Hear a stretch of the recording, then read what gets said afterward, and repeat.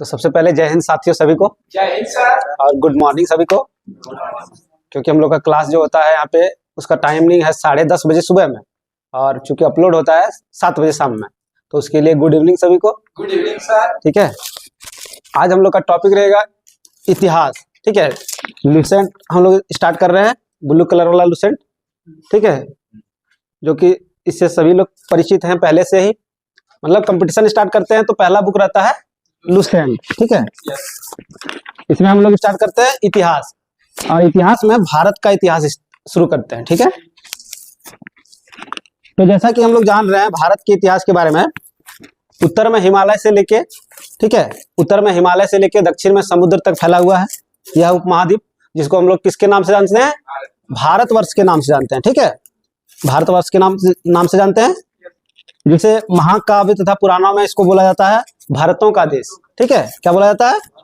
भारतों का देश। ठीक है, भारत क्या नाम, भारत क्यों पड़ा है? तो ये एक प्राचीन कबीले का नाम था, भारत। ठीक है, इसमें बताइएगा, अब आते हैं सवाल पे थोड़ा सा। इसमें बताइएगा, सबसे पहला सवाल है, कौन सी पर्वत श्रृंखला जो है वो भारत को 2 भागों में बांटती है, उत्तर और दक्षिण? ठीक है, कौन सा है? विंध्य पर्वत श्रृंखला। ठीक है, कौन सी श्रृंखला है?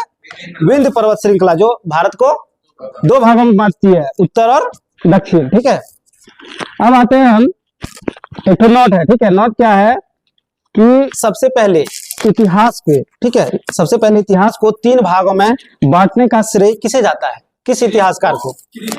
हाँ, क्रिस्टोफ सेलेरियस। ठीक है, किसे जाता है? क्रिस्टोफ सेलेरियस। ठीक है, अब बताइए आप लोग कि भारतीय इतिहास को अध्ययन की सुविधा के अनुसार कितने भागों में बांटा गया है? 3 भागों में। ठीक है, कितने भागों में बांटा गया है? 3 भागों में। कौन कौन सा?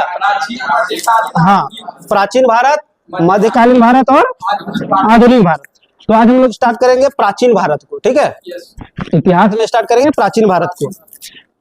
प्राचीन भारतीय इतिहास का स्रोत कैसे हमको पता चलता है कि मतलब प्राचीन भारतीय इतिहास को हम लोग जानते कैसे हैं? ठीक है, उसको हम लोग पढ़ेंगे। हम आते क्वेश्चन पे बताइएगा, प्राचीन भारतीय इतिहास के विषय में जानकारी मुख्यतः कितने स्रोत से प्राप्त होती है?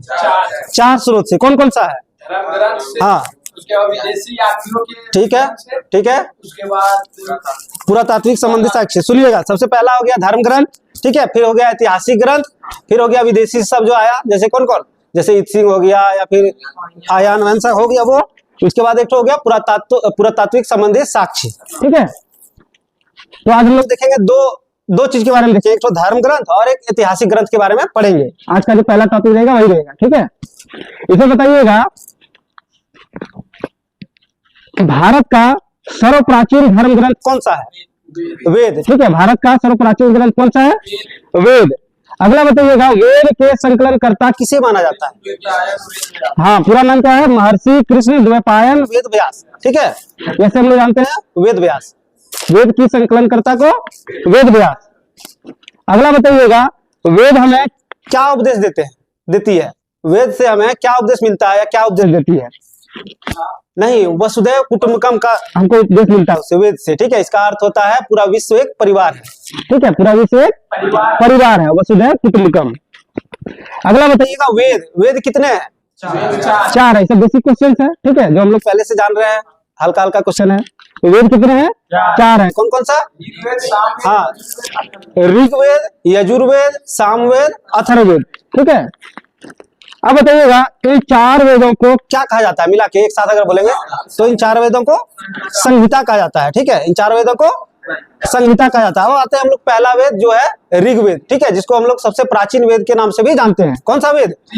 ऋग्वेद। सबसे प्राचीन वेद ऋग्वेद।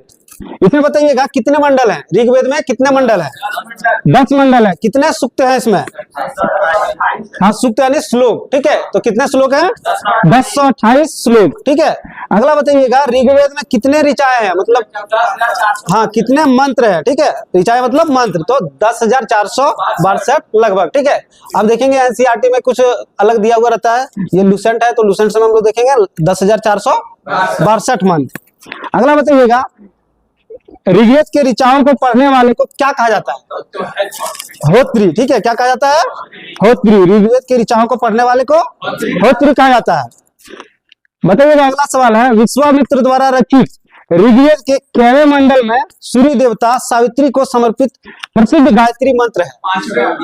तीसरे मंडल में। केवे मंडल में? तीसरे मंडल। गायत्री मंत्र तीसरे मंडल में, ठीक है। गायत्री, ठीक है, तीन अर्थ है तो तीसरे मंडल में। अगला बताइएगा, सोम देवता का उल्लेख केवे मंडल में? हाँ, 9वें मंडल में। सोम 9वें, ठीक है, सोम देवता 9वें मंडल। बताइएगा, केवे मंडल की हस्तलिखित ऋचाओं को खील कहा जाता है? ठीक है, 8वें मंडल में। खील कहा जाता है 8वें मंडल में, ठीक है, जो हस्तलिखित है, हस्तलिखित ऋचाएं है, मतलब मंत्र है। बताइएगा, पुरुष सूक्त का वर्णन केवे मंडल में? 10वें मंडल में। पुरुष सूक्त 10वें मंडल में। पुरुष सूक्त यानी इसके अनुसार से बोला गया है कि 4 वर्ण का उल्लेख किया गया, ठीक है। पुरुष सूक्त यानी कि 4 वर्ण। कौन कौन सा? ब्राह्मण, क्षत्रिय, वैश्य और शूद्र, ठीक है। इसमें कहा जाता है कि ब्राह्मण के मुख से क्या है? ब्रह्मा के मुख से ब्राह्मण, भुजा से क्षत्रिय और जंघा से वैश्य और चरण से शूद्र, ठीक है। अब बताइएगा, ऋग्वेद में अधन्य शब्द किससे संबंधित है? गाय से, ठीक है। अधन्य शब्द किससे संबंधित है? गाय से, मतलब हत्या नहीं की जाने वाली, ठीक है। अधन्य शब्द गाय के लिए। अगला बताइएगा, ऋग्वेद में इंद्र के लिए कितने और अग्नि के लिए कितने ऋचाओं की रचना की गई है? हाँ, इंद्र के लिए 250, ठीक है। इंद्र के लिए 250, अग्नि के लिए 200, अग्नि के लिए 200। बहुत अच्छा। अब आते हैं अगला सवाल यजुर्वेद से, ठीक है। आप ऋग्वेद कंप्लीट होता है यजुर्वेद में। बताइएगा, किस वेद में यज्ञों के नियमों एवं विधि विधानों का संकलन मिलता है? तो यजुर्वेद, ठीक है। यजुर्वेद में पढ़ रहे हैं तो यजुर्वेद, ठीक है। इसमें क्या मिलता है? वेद में यज्ञों के नियमों एवं विधि विधानों का संकलन किसमें मिलता है? यजुर्वेद में। बताइएगा, बलिदान विधि का वर्णन यजुर्वेद में। बलिदान विधि का वर्णन यजुर्वेद में। जो गद्य और पद्य दोनों में मिलता है हमें यजुर्वेद, ठीक है। जो गद्य और पद्य दोनों में है। अब बताइएगा, इसके पाठकर्ता को क्या बोलते हैं? यजुर्वेद के पाठकर्ता को क्या बोलते हैं? अथर्वयु, ठीक है। क्या बोलते हैं? अथर्वयु, ठीक है। वहीं हम लोग पढ़े ऋग्वेद, ऋग्वेद के पाठकर्ता को होत्री, ठीक है, होत्री। अब बताइएगा सामवेद के बारे में, ठीक है। सामवेद का शाब्दिक अर्थ क्या होता है? गान। सामवेद मतलब गान, मतलब संगीत, ठीक है। बताइएगा, यज्ञों के अवसर पर गाए जाने वाले मंत्रों का संकलन किस वेद में मिलता है? सामवेद में, ठीक है। क्या मिलता है? मंत्रों का संकलन जो यज्ञ के अवसर पर गाए जाते थे, ठीक है। यज्ञों का मंत्रों का संकलन सामवेद में। भारतीय संगीत का जनक सामवेद। भारतीय संगीत का जनक सामवेद। बताइएगा, इसमें सूक्तों की संख्या कितनी है सामवेद में?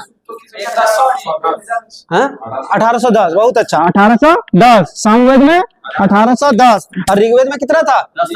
1028, ठीक है। इसमें 1810 है सामवेद में और ऋग्वेद में 1028। अगला बताइएगा, सामवेद पढ़ने वाले को क्या कहा जाता है? हाँ, उद्रात्री, ठीक है। क्या कहा जाता है? उद्रात्री। और वही यजुर्वेद को अथर्वयु और वहीं पे ऋग्वेद को होत्री। बहुत अच्छा। अब बताइएगा, कौन कौन से वेद में किसी भी विशिष्ट ऐतिहासिक घटना का वर्णन नहीं मिलता है? कौन कौन सा वेद है ऐसा? यजुर्वेद और सामवेद में, ठीक है। यजुर्वेद और सामवेद में क्या नहीं मिलता है? ऐतिहासिक घटना, कोई भी ऐतिहासिक घटना नहीं मिलता है इसमें, इसका वर्णन नहीं है इसमें। हाँ, अब आते हैं अथर्ववेद, ठीक है। अथर्ववेद के बारे में हम जानते हैं। बताइएगा, अथर्ववेद की रचना किसने की है? हाँ, अथर्वा ऋषि। किसने की है? अथर्वा ऋषि ने। अथर्ववेद की रचना अथर्वा ऋषि ने। बताइएगा, अथर्ववेद में कितने मंत्र हैं? 731। हाँ, 731 मंत्र। कितने मंत्र हैं? 731 मंत्र। वही पद की संख्या अथर्ववेद में 6000 पद, ठीक है। कितने पद? 6000 पद। बहुत अच्छा। अब बताइएगा, औषधों का उल्लेख सबसे पहले किस वेद में? अथर्ववेद में, ठीक है। औषधों का वर्णन अथर्ववेद में। बताइएगा, जादू टोना का वर्णन अथर्ववेद में, ठीक है। जादू टोना का वर्णन अथर्ववेद में। अगला बताइएगा, सभा एवं समिति को प्रजापति की 2 पुत्रियां किस वेद में कहा गया है? अथर्ववेद में, ठीक है। अभी सारा चीज हम लोग देखे अथर्ववेद में। अब आते हैं थोड़ा सा लेखक और पुस्तक के बारे में जानते हैं, ठीक है। बताइएगा, अर्थशास्त्र का लेखक? हाँ, कौटिल्य, ठीक है। अर्थशास्त्र का कौटिल्य, जिसको हम चाणक्य भी बोलते हैं, जिसको विष्णुगुप्त भी बोलते हैं, ठीक है। तो अर्थशास्त्र से हमें किसकी जानकारी मिलती है? मौर्य काल के इतिहास। हाँ, क्या बोले? इतिहास के बारे में। हाँ, मौर्यकालीन इतिहास के बारे में हमको जानकारी मिलती है, किससे? अर्थशास्त्र से। अगला बताइएगा, राजतरंगिणी किसकी लेखन? कलहन के द्वारा, ठीक है। राजतरंगिणी कलहन के द्वारा। अभी एक क्वेश्चन देखिए जो टीआरई 3 में पूछा गया है कि बताइएगा अर्थशास्त्र में अधिकरणों की संख्या कितनी है? 15। कितनी है? टीआरई 3 में आया गया क्वेश्चन है ये। अर्थशास्त्र में अधिकरणों की संख्या 15। वहीं पे प्रकरणों की संख्या 180, ठीक है।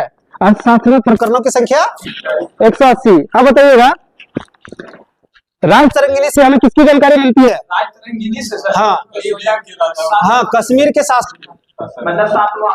के शासकों का वर्णन मिलता है, ठीक है, राजतरंगिणी से।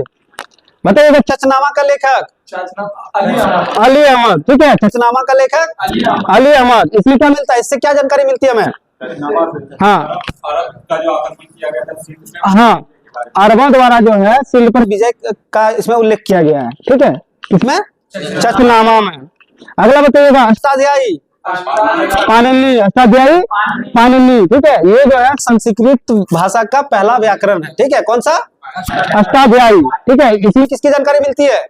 हाँ, इससे हमें मौर्य काल से पहले का इतिहास, ठीक है, और मौर्य युगीन राजनीतिक व्यवस्था के बारे में हमको जानकारी मिलता है। किससे? अष्टाध्यायी से, ठीक है, अष्टाध्यायी से। अगला बताइएगा गार्गी संहिता। हाँ, गार्गी संहिता किसने लिखी है? तो कात्यायन, ठीक है। गार्गी संहिता कात्यायन। इससे हमें किसकी जानकारी मिलती है? यह एक ज्योतिष ग्रंथ है, ठीक है। कौन? गार्गी संहिता, यह एक ज्योतिष ग्रंथ है। और फिर भी जो ये ज्योतिष ग्रंथ होते हुए भी इससे भारत पर होने वाले यवन आक्रमण, किसका? यवन आक्रमण के बारे में जानकारी मिलती है, ठीक है। यवन आक्रमण के बारे में। अब बताइएगा अगला सवाल है, ब्राह्मण ग्रंथ है कुछ, ठीक है। हम बताएंगे आप लोग को वेद, आप लोग को बताना है उसका ब्राह्मण ग्रंथ, ठीक है। बताना ऋग्वेद। ऋग्वेद का ब्राह्मण ग्रंथ ऐत्रेय ब्राह्मण। और एक तो कौशितकी, ठीक है। क्या नाम है? कौशितकी, ऐत्रेय या कौशितकी, याद रखने के लिए ऐत्रेय काफी है। बताइएगा यजुर्वेद का ब्राह्मण ग्रंथ तैत्तिरीय ब्राह्मण, ठीक है। और शतपथ ब्राह्मण। कौन सा? तैत्तिरीय और शतपथ। बताइएगा सामवेद। सामवेद का ब्राह्मण ग्रंथ पंचवीस, ठीक है। सामवेद का 25। वही बताइएगा अथर्ववेद का गोपथ, ठीक है। अथर्ववेद का ब्राह्मण ग्रंथ गोपथ, ठीक है। फिर से एक बार बताइएगा ऋग्वेद का ऐत्रेय, यजुर्वेद का हाँ तैत्तिरीय और शतपथ, सामवेद का 25। वही बताइएगा अथर्ववेद का गोपथ, ठीक, बहुत अच्छा। अब बताइएगा अगला सवाल है, किस ग्रंथ में राज्याभिषेक के नियम एवं कुछ प्राचीन राजाओं के नाम दिए गए हैं? किस ब्राह्मण में? कौन? नहीं, ऐत्रेय ब्राह्मण में। किसमें दिया गया है? ऐत्रेय ब्राह्मण में, ठीक है। राज्याभिषेक का नियम और कुछ प्राचीन राजाओं का नाम दिए गए हैं। बताइएगा यज्ञ से जुड़े कर्मकांडों की दार्शनिक एवं प्रतीकात्मक अभिव्यक्ति किसमें मिलता है? नहीं, अरण्यक में मिलता है। किसमें मिलता है? अरण्यक में। क्या मिलता है? कर्मकांडों का दार्शनिक और प्रतीकात्मक अभिव्यक्ति, ठीक है, अरण्यक में। बताइएगा उपनिषदों की संख्या 108। 108 कितना है? 108। उपनिषदों की संख्या 108।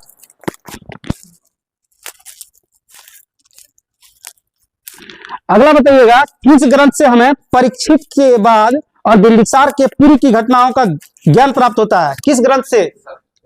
ब्राह्मण ग्रंथ से, ठीक है। मतलब जो भी जितना भी ब्राह्मण ग्रंथ है उसी से हमको मिलता है जानकारी। क्या मिलता है? बिंबिसार के पहले की घटना और परीक्षित के बाद, ठीक है।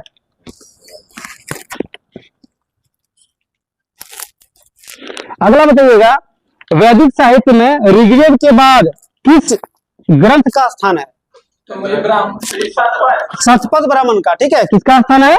शतपथ ब्राह्मण का स्थान है, ठीक है। वैदिक साहित्य में ऋग्वेद के बाद शतपथ ब्राह्मण। हाँ, अगला बताइएगा स्त्री की सर्वाधिक दृढ़ स्थिति किस संहिता से प्राप्त होती है? नहीं, मैत्रेयनी, ठीक है। क्या नाम है? मैत्रेयी संहिता, ठीक है, जिसमें स्त्री की सर्वाधिक गृहिणी स्थिति के बारे में पता चलता है। इसमें कहा गया है कि जुआ और शराब की भांति स्त्री को पुरुष का तीसरा दोष बताया गया है, ठीक है, किसमें? मैत्रेयी में, ठीक है, किसमें बताया? मैत्रेयी में। अगला बताइएगा, शतपथ ब्राह्मण में स्त्री को क्या कहा गया है? हाँ, स्त्री को बताया गया है पुरुष की अर्धांगिनी, ठीक है, कहीं पे दोष बताया गया, कहीं पे बताया गया अर्धांगिनी। तो किसने बताया? शतपथ ब्राह्मण में, ठीक है, शतपथ ब्राह्मण में स्त्री को पुरुष का अर्धांगिनी कहा गया है। अगला बताइएगा, चारों आश्रमों का उल्लेख किसमें मिलता है? हाँ, सबसे पहले बताइए आप लोग, चार आश्रम का नाम बताइए, क्या क्या होता है?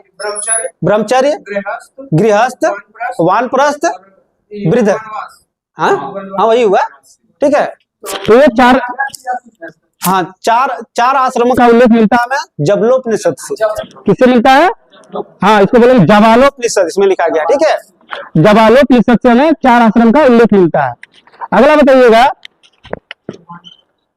स्मृति ग्रंथों में सबसे प्राचीन ग्रंथ मनुस्मृति, ठीक है, स्मृति ग्रंथ में सबसे प्राचीन मनुस्मृति है।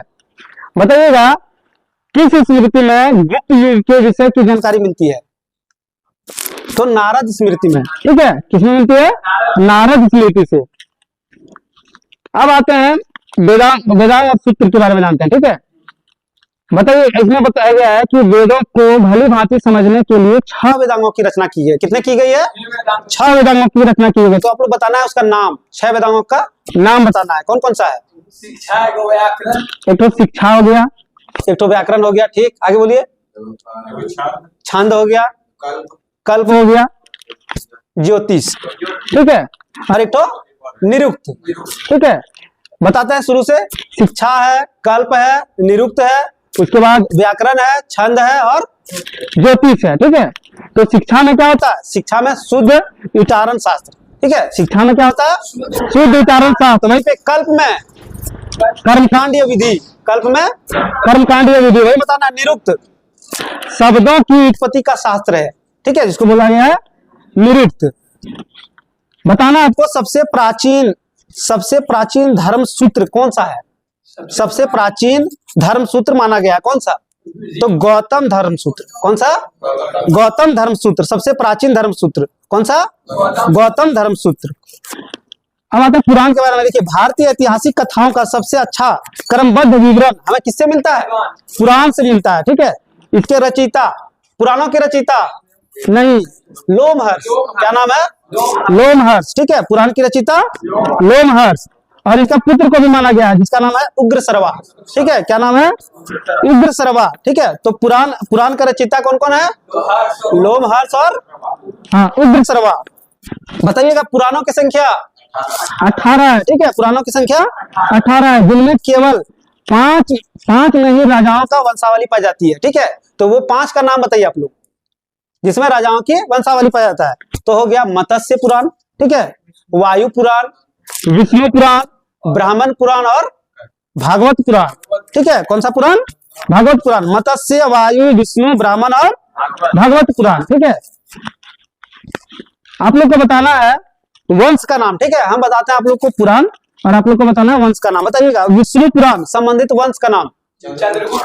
हाँ, मौर्य वंश, ठीक है। विष्णु पुराण मौर्य वंश। बताइएगा, मत्स्य पुराण सातवाहन, ठीक है, यहाँ लिखा आंध्र सातवाहन, ठीक है।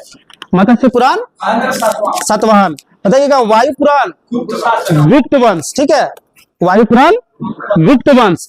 बताइएगा, सबसे पुराना पुराण मत्स्य पुराण, ठीक है, जो सबसे प्राचीन और प्रामाणिक माना गया है। कौन सा पुराण? मत्स्य पुराण। अगला बताइएगा, सामाजिक एवं सांस्कृतिक दृष्टि से सबसे ज्यादा महत्व दिया गया है, किसे दिया गया है? कौन सा पुराण को? अग्नि पुराण। किसे दिया गया है? अग्नि पुराण को, सामाजिक एवं सांस्कृतिक दृष्टि से, ठीक है, जिसमें बोला गया कि राजतंत्र के साथ साथ कृषि संबंधी विवरण भी दिया गया है। किसमें? अग्नि पुराण में। हो गया। बताइएगा, बुद्ध के पूर्व जन्म की कहानी किसमें मिलता है? जातक कथा में, ठीक है, बुद्ध के पूर्व जन्म की कहानी जातक कथा में। अगला बताइएगा हीनयान का प्रमुख ग्रंथ। कपिल वस्तु नहीं, कथा वस्तु। ठीक है, क्या नाम है? कथा वस्तु। हीनयान का प्रमुख ग्रंथ कथा वस्तु। इसमें क्या मिलता है? महात्मा बुद्ध का जीवन चरित अनेक कथाओं के साथ वर्णित है इसमें। ठीक है, कौन सा? कथा वस्तु। अगला बताइएगा जैन धर्म का प्रारंभिक इतिहास किससे ज्ञात होता है? नहीं, कल्प सूत्र से। ठीक है, कल्प सूत्र से जैन धर्म का प्रारंभिक इतिहास कल्प सूत्र से ज्ञान प्राप्त होता है। ठीक है, अगला बताइएगा किस पुस्तक में पहली बार लिपि शब्द का प्रयोग किया गया? हाँ, लिपि शब्द। अष्टाध्यायी, बहुत अच्छा। किसमें? अष्टाध्यायी में, जिसका लेखक पाणिनि है। ठीक है, अष्टाध्यायी जो अभी बताया कि सबसे पहला सांस्कृतिक व्याकरण का पुस्तक है वो। तो चलिए साथियों, अब यहीं पे समाप्त होता है आज का टॉपिक, और अगला टॉपिक साइंस चलेगा जो नवल के सर के द्वारा। धन्यवाद सर।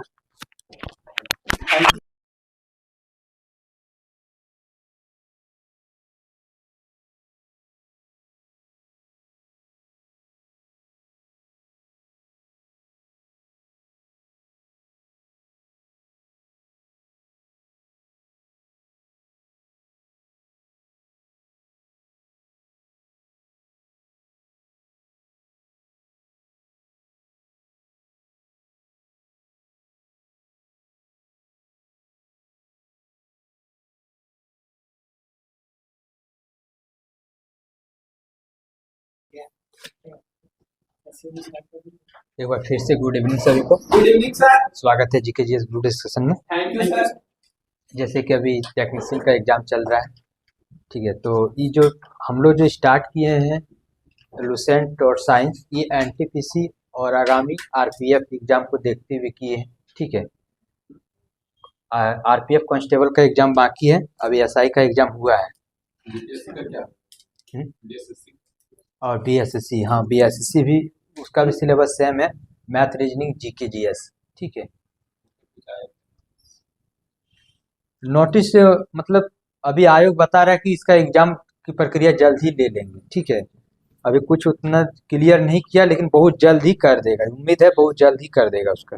ठीक है, तो यही सब हम लोग देख के, जिसमें जीके जीएस पर्सन तो आप साइंस तो पढ़े थे और साइंस को तो रखना ही है, तो साइंस के साथ लुसेंट स्टार्ट हुआ है। मतलब मिशन रेलवे, मिशन टीचर, तैयारी फॉर में भी सर आगे जा रहा है। तो चलिए, साइंस स्टार्ट से हम लोग फिजिक्स ही चला रहे थे, लेकिन अब सोचे कि जब स्टार्ट किया नया सिलेबस तो शुरू से ही करें, क्या ठीक है ना? Yes sir. तो चलिए, साइंस में फिजिक्स, और फिजिक्स का पहला चैप्टर मात्रक एवं विभव। ये एएलपी सीबीटी 2 के लिए भी इम्पोर्टेंट है टॉपिक। ठीक है, मात्रक एवं विभव, और यहाँ से क्वेश्चन अभी टेक्नीशियन में भी दे रहा है। ठीक है, अब कैसे दे रहा है क्वेश्चन बताएंगे आगे, पहले देखते हैं। भौतिक राशियां, ठीक है, भौतिक राशियां को मापने के लिए, नहीं, भौतिक राशियां को मात्रक कितने प्रकार के होते हैं? मात्रक दो प्रकार के। मात्रक दो प्रकार के, कौन कौन? एक संख्यात्मक और दूसरा मात्रक। ठीक है, कोई भी चीज को अगर हम लोग लेते हैं तो उसमें दो चीज रहना बहुत जरूरी होता है। ठीक है, वही चीज हम देख रहे हैं। किसी वस्तु या पिंड के मानक मापन की इकाई को मात्रक कहते हैं। किसी भी भौतिक राशि को व्यक्त करने के लिए कितनी राशियों की आवश्यकता होती है? दो राशियों के, एक संख्यात्मक मान और एक मात्रक मान। चलिए, भौतिक राशियों को मापने के मुख्यतः कितनी पद्धतियां प्रचलित थी? तीन। कौन कौन? सीजीएस, एफपीएस और एमकेएस। सीजीएस मतलब हो गया, क्या हो गया? CGS centimetre gram second, centimetre gram second. वहीं हम लोग आगे FPS, foot pound second, foot pound second. और एक आया एमकेएस, तो एमकेएस में क्या हो जाएगा? Metre kilogram second, metre kilogram second. अब कुछ इसका विशेषता है क्या कि सीजीएस को फ्रेंच या मैट्रिक पद्धति कहा जाता है। सीजीएस को फ्रेंच या मैट्रिक पद्धति। वहीं एफपीएस, एफपीएस मतलब ब्रिटिश पद्धति। ठीक है, फुट पाउंड सेकंड को ब्रिटिश पद्धति, और एमकेएस को इसको भी मीट्रिक पद्धति। मीट्रिक पद्धति। तो तीनों क्लियर हो गया। लेकिन अब ये सब नहीं चलने लगा, इसके जगह पर क्या लाया गया, एसआई पद्धति। ठीक है, system of international, system of international. ये कौन सा सम्मेलन के साथ मतलब इसको लागू किया गया था, कौन सा सम्मेलन में, पेरिस में। ठीक है, पेरिस सम्मेलन में इसको पारित किया गया था। कब, 1971 में। और पारित करके एसआई मात्रक को कितने भागों में बांट दिया, 2 भागों में, एक आधारी मात्रक और एक पूरक। तो आधारी मात्रक की संख्या 7। कौन कौन, तो चलते हैं एक बार। पहले 3, लंबाई द्रव्यमान, लंबाई द्रव्यमान समय, लंबाई द्रव्यमान समय 3 हो गया। आगे 3, तापमान धारा ज्योति तीव्रता, तापमान धारा ज्योति तीव्रता। और एक 7वां जो है वो है पदार्थ, पदार्थ की मात्रा। बहुत अच्छा। पहला क्या देख लिया हम लोग, लंबाई द्रव्यमान समय, लंबाई द्रव्यमान समय। फिर दूसरा देखे तापमान धारा ज्योति तीव्रता, तापमान धारा ज्योति तीव्रता। और 7वां देखे पदार्थ की मात्रा। ये सारे आधारी है। कौन है, आधारी मात्रक। और आधारी मात्रक की संख्या 7। वहीं पूरक में 2, पूरक में 2। कौन कौन, समतल कण और ठोस कण, समतल कण और ठोस कण। अब मात्रक देखते हैं। लंबाई का मात्रक मीटर, लंबाई का मात्रक मीटर, द्रव्यमान का मात्रक केजी या किलोग्राम। ठीक है, समय का सेकंड, ताप का मात्रक केल्विन, धारा का एम्पियर, ज्योति तीव्रता कैंडेला, पदार्थ की मात्रा मोल, पदार्थ की मात्रा मोल। पूरक में देखे थे हम लोग 2, समतल और एक ठोस। तो समतल का मात्रक क्या होता है, समतल का क्या हो जाएगा, रेडियन। और ठोस का स्टेरेडियन। समय एक सापेक्षिक राशि है क्या, नहीं सर, नहीं है। समय एक सापेक्षिक राशि नहीं है। चलिए नेक्स्ट देखते हैं क्या है। अब हम लोग देखते हैं राशि, उसका सूत्र। ठीक है, और भी बाद में देखेंगे, पहले मात्रक और सूत्र देखें। तो क्षेत्रफल का सूत्र बताइएगा। सूत्र, लंबाई गुना चौड़ाई, आयतन चाल, दूरी बटा समय। यहाँ से क्वेश्चन अब बनने स्टार्ट हो गया। ठीक है, चाल बराबर क्या हो गया, दूरी बटे समय। अगर इसको 1 लाइनर में लिखेगा तो कैसे, एकांक समय में तय की गई दूरी को चाल कहते हैं। एकांक समय में तय की गई दूरी को चाल कहते हैं। तो चाल बराबर दूरी बटे समय। वेग, विस्थापन बटा समय। 1 लाइनर में बनाइए इसको। तो एकांक समय में किए गए विस्थापन, एकांक समय में किए गए विस्थापन को वेग कहते हैं। ठीक है, त्वरण, वेग बटा समय, वेग बटा समय। Very good. एकांक समय में या वेग में परिवर्तन की दर को भी समय कहते हैं। वेग में परिवर्तन की दर को समय कहते हैं। यहाँ से एक क्वेश्चन दिया था, त्वरण कहते हैं, सॉरी। ठीक है, वेग में परिवर्तन की दर को त्वरण कहते हैं। यहाँ से एक क्वेश्चन दिया था, क्या दिया था, अगला क्वेश्चन से क्लियर होगा। ठीक है, बल बराबर क्या होता है, बल बराबर द्रव्यमान गुना त्वरण। यहीं से पूछा था कि वेग, संवेग में परिवर्तन के दर किसके समानुपाती होता है, किसके समानुपाती होता है। तो हम लोग अभी क्या देखिए, F बराबर ma, बल बराबर द्रव्यमान गुना त्वरण। तो त्वरण क्या हो गया, संवेग में परिवर्तन के दर। तो किसके समानुपाती है, बल का ऑप्शन में यही था, बल। ठीक है, तो देख रहे हैं क्वेश्चन कहाँ से बना रहे हैं। तो ये चीज इसीलिए बोले कि ये बहुत इंपॉर्टेंट है। ठीक है, मात्रक एवं विमा। तो हम लोग यहाँ बल तक देख लिया। बल बराबर क्या होगा, द्रव्यमान गुना त्वरण। संवेग बराबर द्रव्यमान गुना वेग, द्रव्यमान गुना वेग संवेग, द्रव्यमान गुना त्वरण बल। एक बल गुना समय भी होता है, संवेग का, बल गुना समय। तो बताइए बल गुना समय और किस राशि का होता है, आवेग का। किसका होता है, आवेग का। बल गुना समय आवेग का, और संवेग का भी। ठीक है, दाब बराबर बल बटा क्षेत्रफल। ठीक है, पृष्ठ तनाव बल बटे लंबाई। ठीक है, पृष्ठ तनाव बल बटे लंबाई, बल बटे लंबाई, पृष्ठ तनाव बल बटे लंबाई। घनत्व द्रव्यमान बटे आयतन, द्रव्यमान बटे आयतन। कार्य बराबर बल गुना विस्थापन। वेरी गुड सर, बल गुना विस्थापन। अगर बल विस्थापन के दिशा में लग रहा है तो किया गया कार्य क्या, धनात्मक कि ऋणात्मक, धनात्मक। ये भी क्वेश्चन पूछा गया है। ठीक है, कौन ये विस्थापन, चाप बटे त्रिज्या, चाप बटे त्रिज्या। सर कौन ये कौन विस्थापन, कौन वेग हो जाएगा वेग बटे त्रिज्या, कौन वेग बटे त्रिज्या, कौन वेग बराबर रेखीय वेग बटे त्रिज्या, रेखीय वेग बटे त्रिज्या, कौन वेग बराबर रेखीय वेग बटे त्रिज्या। चलिए इंपॉर्टेंट वाला सारा देखते हैं। शक्ति पावर बराबर क्या हो जाएगा, शक्ति बराबर कार्य बटे समय, कार्य बटे समय।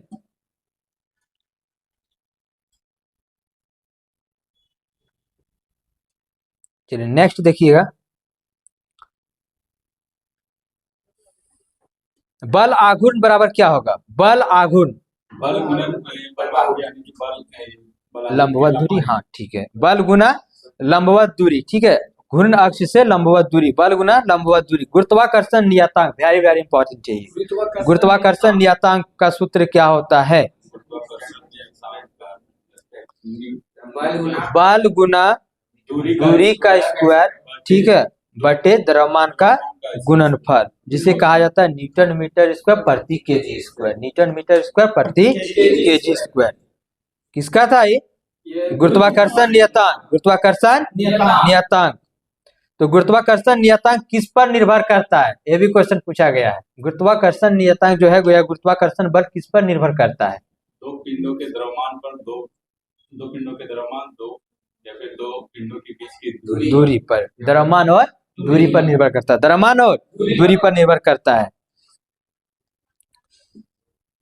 एक शिफ्ट में सिर्फ मात्रक से देखिए कितना क्वेश्चन निकाले, 2 से 3 तो जरूर निकाल दे, ये पूछा गया एक शिफ्ट में, ठीक है ना, सिर्फ सोचना है और आंसर देना था वहां। चलिए नेक्स्ट है और बहुत इंपॉर्टेंट है, धारिता बराबर क्या होता है, धारिता, धारा बटे क्षेत्रफल या गुना, धारिता बराबर क्या होता है, आवेश बटे विभवांतर, आवेश बटे विभवांतर, आवेश बटे विभवांतर। चालकता चालक 1 बटे प्रतिरोध, 1 बटे प्रतिरोध, जब चालकता आ गया तो यहाँ तीनों हम लोग देखेंगे, ठीक है, चालकता का हो गया 1 बटे प्रतिरोध। दूसरा बताइएगा ये क्या होगा, दूसरा प्रतिरोधकता, प्रतिरोधकता का क्या हो जाएगा, मात्रक नहीं, सूत्र नहीं बता, मात्रक बता, ओम मीटर। चालकता का क्या होगा, प्रति ओम, चालकता का प्रति ओम, प्रतिरोधकता का ओम मीटर और प्रतिरोध का ओम। जहां ये चीज आ जाए तीनों एक साथ दिमाग में बैठा लीजिए, कभी नहीं कंफ्यूजन होगा, ठीक है। चलिए गुप्त उष्मा, गुप्त उष्मा बराबर क्या होता है, तो उसमें ऊर्जा बटे द्रव्यमान, उसमें ऊर्जा बटे द्रव्यमान। भार बराबर, ये इंपॉर्टेंट है, भार बराबर क्या होगा, W बराबर द्रव्यमान गुने गुरुत्व त्वरण, हाँ mg जिसको कहते हैं, ठीक है, द्रव्यमान गुना गुरुत्व त्वरण, W बराबर क्या होगा mg। चलिए बहुत अच्छा। नेक्स्ट बताइएगा कि कौन कौन सा राशि का विमा समान होता है, ठीक है, तो चाल और वेग का विमा क्या होता है, तो भार के साथ और किसका विमा, भार और बल, ऊर्जा ऊर्जा कार्य और कार्य के साथ एक बल आघूर्ण भी दे सकते हैं, ठीक है। तो कार्य ऊर्जा, कार्य ऊर्जा बल आघूर्ण का विमा समान होता है। दाब प्रतिबल प्रतिष्ठा गुणांक, प्रतिष्ठा गुणांक आयतन और प्रतिष्ठा गुणांक दृढ़ता गुणांक, कुछ भी रहे सबका क्या होगा, वही जो दाब का होता है, जो दाब का होता है, ठीक है, बल बटा क्षेत्रफल, उसी से निकल जाएगा बीमा। चलिए नेक्स्ट, आपेक्षिक घनत्व, आपेक्षिक आर्द्रता, घर्षण गुणांक या आवर्धन क्षमता का क्या होता है, ये मात्रकहीन होता है, इसका कुछ नहीं होता है। चलिए एक फर्मी बराबर, एक फर्मी बराबर 10 के पावर -15, एक फर्मी या एक फेम्टो बराबर क्या होगा, 10 पर पावर माइनस 15। एक पिको, पिको 10 के पावर -12, पिको 12, पिको 12। एक एंगस्ट्रम 10 के पावर -10, 10 पर पावर माइनस 10। एक नैनोमीटर 10 के पावर -9, 10 पर पावर -9। चलिए बताइएगा 1 मीटर बराबर कितना माइक्रोमीटर, कितना माइक्रोमीटर, हाँ 1 मीटर बराबर कितना माइक्रोमीटर, 0.001 क्या पूछ रहे थे, एक बार फिर से। 1 मीटर बराबर कितना माइक्रोमीटर, हम ये 2-3 बार जब 1/10⁶। हाँ वेरी गुड सर, 1/10⁶। हम बोले थे ये माइनस में रहेगा तो ये फिर जाके उधर हो जाएगा, ठीक है। 10 के पावर -, 1 मीटर बराबर क्या हो जाएगा, 10 के पावर -8 एंगस्ट्रॉम, नहीं 10 पर पावर 6 हो जाएगा सर, क्योंकि आप जब 1/10⁻6 कीजिएगा तो इसी का तो 10⁻⁻6 किया है, एक हटा के माइनस में ले गया। कोई भी नीचे में रहेगा तो उसको माइनस कर देगा, इसका मतलब क्या बट्टे में आ जाएगा सर। ठीक है, तो क्या आ जाएगा, प्लस में आ जाएगा 10⁻6। एक प्रकाश वर्ष बराबर कितना मीटर होगा? कितना मीटर सर? तो 9.467 into 10⁻11।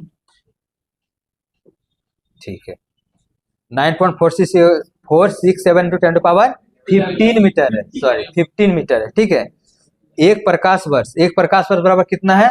9.467 into 10⁻15 metre. एक खगोल मात्रक बराबर कितना होगा? 1.5 into 10⁻16 मीटर। 11।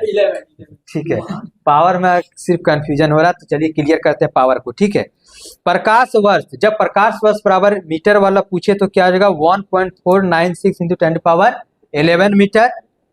हाँ, 11 में चले गए। ठीक है, 15 मीटर। ठीक है, प्रकाश वर्ष बोले तो 15 मीटर, खगोल मात्रक बोले तो 11 मीटर। ठीक है, 10⁻11, और पारसेक बोलेगा तो 10⁻16, 10⁻16। फिर से एक बार, एक प्रकाश वर्ष बराबर 9 एक प्रकाश वर्ष बराबर 9.46 into 10⁻15 मीटर।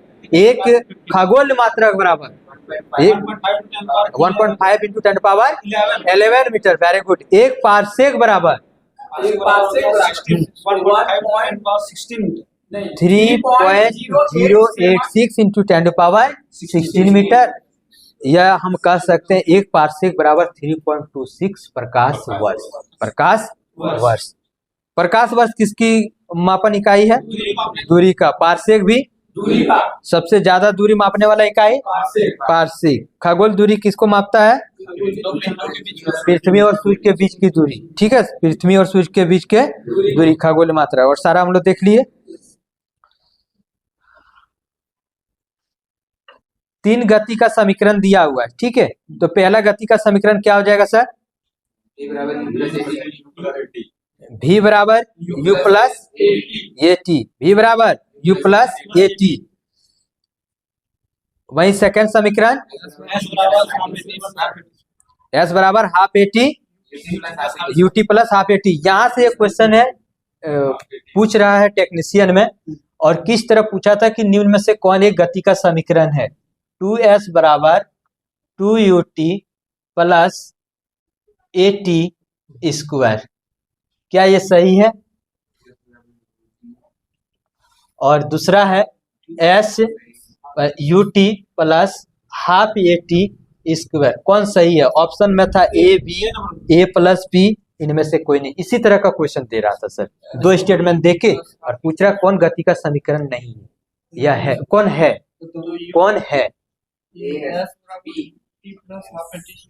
देखते हैं सर, दोनों सही दोनों सही है, बिल्कुल दोनों सही है। क्योंकि सब में क्या किया? ये 2 से गुना किया है, और यहाँ 2 से गुना किया तो 1/2 को 2 कट गया। तो ये ऐसा दिमाग लगाना पड़ रहा अभी एग्जाम में। ठीक है, और ये टेक्नीशियन में जो चल रहा है वहां पूछा गया है। ठीक है, अब मेरा इसी तरह है, तो ये वाला नहीं आया। सेट करने वाला सठिया है। चलिए बोले किस। अब देखिए यहाँ से हम लोग कितना क्वेश्चन लगभग कर लिए? 4 से 5 क्वेश्चन मिल गया हम लोग का। ठीक है, एक चैप्टर से। नेक्स्ट बताइएगा, कुछ है पावर और लास्ट है ये। हम बताए थे पिछले क्लास में कि जब हम प्लस में जाएंगे, जैसे 10⁻1 2 3, तो कहाँ से स्टार्ट करना प्लस में? तो डेका से। कहाँ से? डेका से। और 3 पहले कौन कौन? Deka, hecto, kilo. Deka, hecto, kilo. 10⁻1 10⁻2 10⁻3, 3 तक ही जाना था। उसके बाद उधर किसका गुणज हो जाएगा? 3 का गुणज होगा। किसका होगा? 3 का। तो 3 तक जाने के लिए क्या क्या पढ़े हम लोग? Deka, hecto, kilo. Deka, hecto, kilo. Kilo मतलब 3 0। ठीक है, डेका, हेक्टो, किलो। अब उधर आएगा मेगा, गीगा, टेरा, MB, GB, TB। MB, GB, TB computer में भी पढ़े होंगे, किसी तरह याद रखिए। ठीक है, मेगा, गीगा, टेरा, और 2 बचा क्या? Peta, exa. Peta, exa. तो हम लोग देखे थे किलो तक 3 था सर, तो MB GB TB में गए जब मेगा, मेगा कितना हो जाएगा अब 6, 3 का गुना जो होगा 6, तो गीगा 9, टेरा 12, अब 2 बचा और क्या, पेटा और एक्सा। पेटा कितना 15 और एक्सा 18। ये प्लस वाला सारा था। अब उसी का हम लोग देखेंगे माइनस वाला में, तो क्या बोले थे 3 पहले डेसी सेंटी मिली।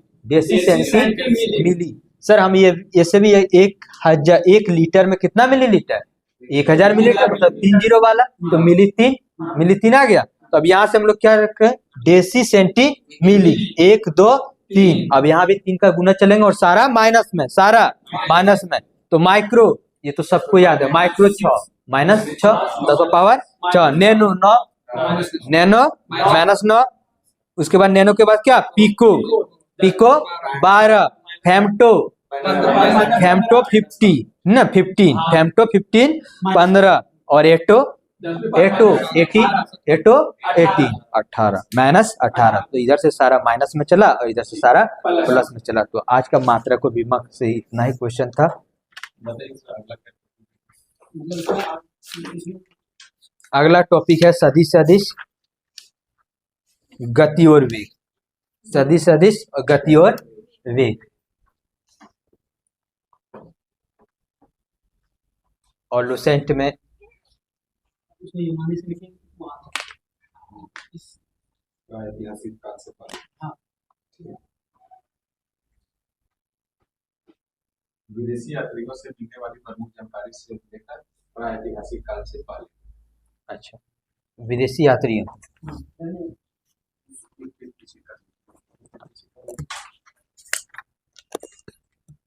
विदेशी यात्रियों से मिलने वाले प्रमुख जानकारी से लेकर, हाँ, प्रयाग ऐतिहासिक से पहले, ये लुसेंट का टॉपिक था। और साइंस में है सदिश सदिश एवं गति तथा वेग। जैसे कि सबका आंसर की दे दिया गया है ना, तो आप लोग साइंस, मैथ, रीजनिंग ये सब क्वेश्चन को देखिएगा कि कैसा क्वेश्चन पूछ रहा है। जो अभी नए स्टार्ट किए हैं तैयारी करने, ये जो कर रहे हैं वो भी देखिए, पता लगेगा कि नहीं जो डिस्कशन कर रहे हैं वहां से कुछ क्वेश्चन आ रहा है कि नहीं आ रहा, कि झूठ का डिस्कशन कर रहे हैं। लेकिन यहाँ अभी हम दिखाए ना, साक्षात दिखाए कितना क्वेश्चन, 4 से 5 क्वेश्चन। तो सोचिए एक चैप्टर में 4 से 5 क्वेश्चन, तो ऐसे अगला और क्या होगा। तो आप लोग आंसर की जाके देखिएगा। ठीक है दोस्तों, आज का क्लास यहीं समाप्त करते हैं। Thank you.